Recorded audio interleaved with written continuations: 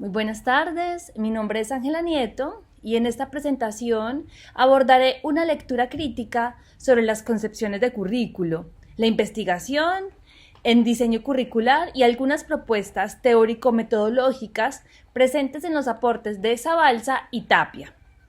En estos momentos, quiero comprender que el currículo no puede reducirse únicamente a una lista de contenidos o a una planeación técnica, sino que constituye un proceso en el cual se vincula la sociedad, lo pedagógico, los aspectos culturales y políticos que orientan la formación humana y profesional. En la actualidad, hablar de currículo implica superar las visiones tradicionales centradas únicamente en los contenidos, en las asignaturas o en los planes de estudio. Tanto Zabalza como Tapia coinciden en que el currículo debe entenderse como una construcción que es más compleja, que organiza experiencias de aprendizaje que dan respuesta a determinadas concepciones de sociedad, educación y de ser humano. Desde esta perspectiva, entonces, podemos entender que el currículo se relaciona con la planificación, con la investigación, la evaluación y las prácticas pedagógicas que ocurren dentro y fuera del aula. Además, es importante mencionar que ambos autores resaltan que el diseño curricular no es un proceso neutral, porque siempre implica decisiones sobre qué enseñar, cómo enseñar, qué tipo de ciudadano se está formando y qué necesidades sociales se deben atender. Por ello, el currículo adquiere una dimensión profundamente ética, política y transformadora.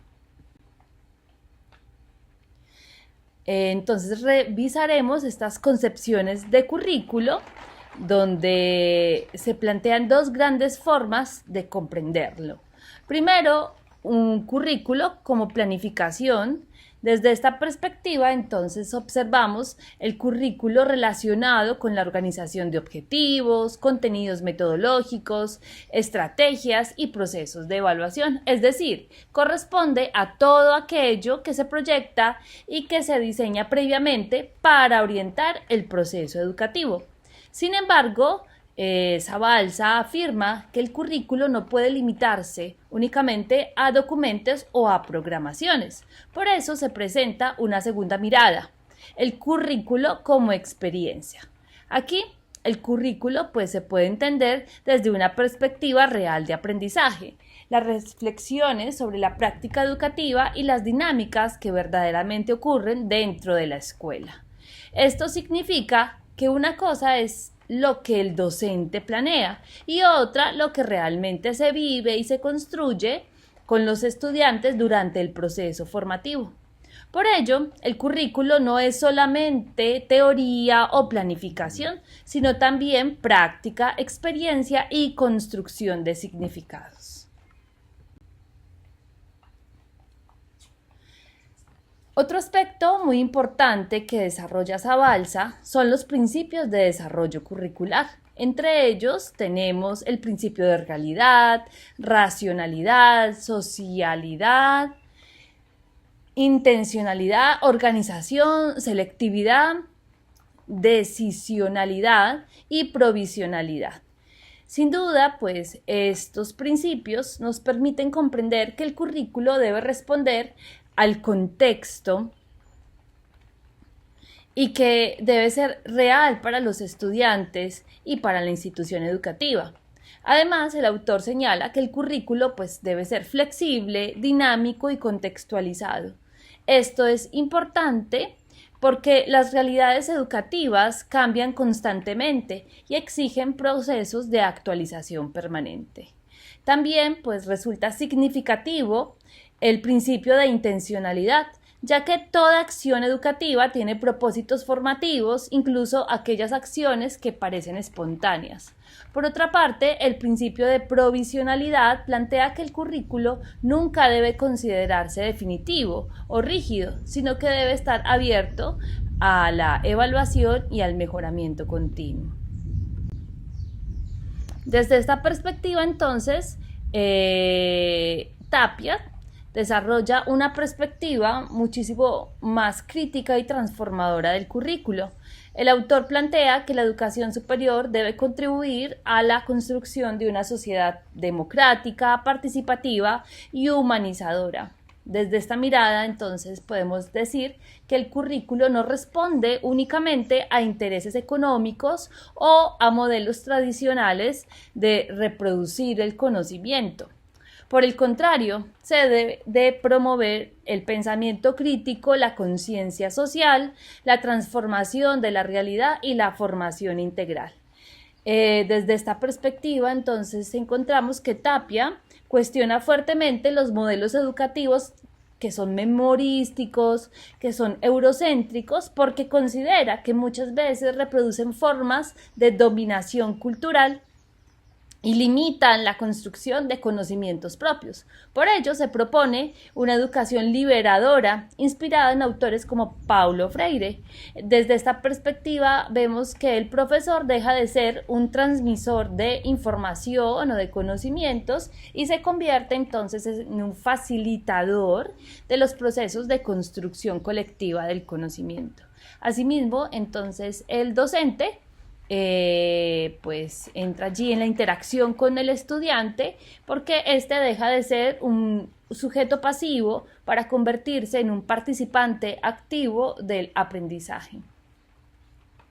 También se resalta la necesidad de una educación contextualizada, vinculada a la realidad social, cultural y comunitaria. Entonces, desde otros ejes fundamentales del texto de Tapia, podemos hablar del diseño curricular. Entonces, por ello, este diseño contempla la planificación, la organización, la modelación, la implementación y la evaluación. Desde esa perspectiva, entonces, se presentan 5 componentes que son principales en el diseño curricular. El primero es el diagnóstico de problemas y necesidades. Desde esta perspectiva, entonces, encontramos que se analizan las características del contexto, las necesidades sociales, los estudiantes y la realidad educativa. Desde un segundo componente tenemos la modelación curricular. En esta fase se define el perfil profesional, los objetivos formativos y los contenidos. En el tercer componente tenemos la estructuración curricular, donde se organiza la secuencia de asignaturas, de tiempos y de relaciones entre los componentes. Luego aparece la organización para la ejecución, que incluye recursos, los docentes, los ambientes y las estrategias necesarias para la implementación del currículo. Y finalmente se encuentra la evaluación curricular, que permite valorar la pertinencia y la efectividad del proceso formativo. Todo esto, pues, demuestra que el diseño curricular permite valorar la pertinencia y la efectividad del proceso formativo.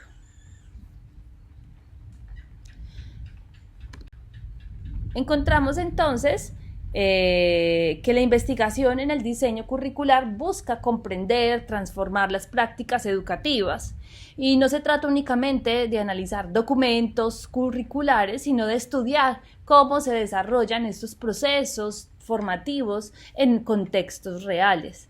Tanto Zabalza como Tapia pues coinciden en que el currículo debe investigarse de manera constante, porque debe responder a las necesidades sociales y educativas. Desde esta perspectiva podemos decir que la educación curricular y que la investigación permite analizar primero los problemas educativos, que podemos evaluar la pertinencia de los programas, identificar esas necesidades que implican la transformación y mejorar la calidad educativa. Además, se entiende que el currículo como un proceso que es dinámico, que es permanente, pues entonces complementa y está compuesto por el diseño curricular, el desarrollo curricular y la evaluación curricular. Desde esta perspectiva, entonces, tenemos que la interrelacionalidad y que requiere de procesos permanentes de reflexión crítica. Las propuestas metodológicas presentes en ambos textos se sustentan en diversos enfoques pedagógicos. Uno de ellos es el enfoque constructivista, entonces en el que encontramos que el aprendizaje es activo y que propende la construcción del conocimiento. Tenemos el enfoque crítico, quien busca la transformación de la sociedad desde la reflexión pedagógica y desde esas interacciones que promueven el diálogo, el pensamiento complejo, que busca la interdisciplinaridad y busca la contextualización de la educación. Y también tenemos el enfoque sociocultural, que implica esa relación que existe entre la educación, el contexto y la participación colectiva, donde los aprendizajes surgen desde las interacciones. Entonces, desde estos aspectos tenemos que la participación activa, que la formación integral y que la innovación educativa pues son los ejes importantes dentro del proceso de diseño curricular. Encontramos también pues unas reflexiones al respecto que se consideran en los textos, donde se permite comprender que el currículo no es neutral, que toda la planificación educativa pues implica comprender que las decisiones que se tomen allí dentro del aula pues son pedagógicas, que son sociales y que son políticas. Por ello, el docente tiene una gran responsabilidad en la construcción de estas experiencias formativas significativas. Además, las lecturas realizadas de estos autores muestra la necesidad de superar los modelos educativos centrados únicamente en la transmisión de contenidos. Desde esta visión, la educación pues resulta currículos flexibles, que requiere de currículos flexibles, contextualizados y capaces de responder a las problemáticas humanas y sociedades contemporáneas. Finalmente, y para concluir, entonces tenemos que se puede pues afirmar que el currículo constituye un proceso integral que articula lo que es la planificación, la práctica y la evaluación dentro de los escenarios educativos.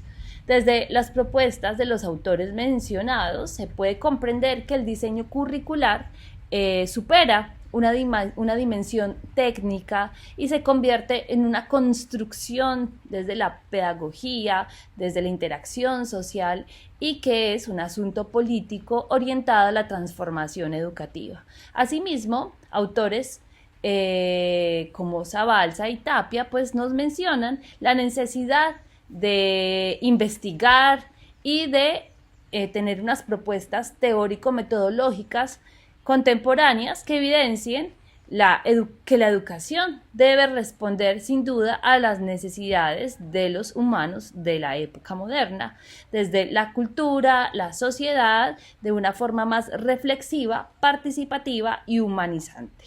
Muchas gracias. Acá tenemos entonces las referencias y que estén muy bien.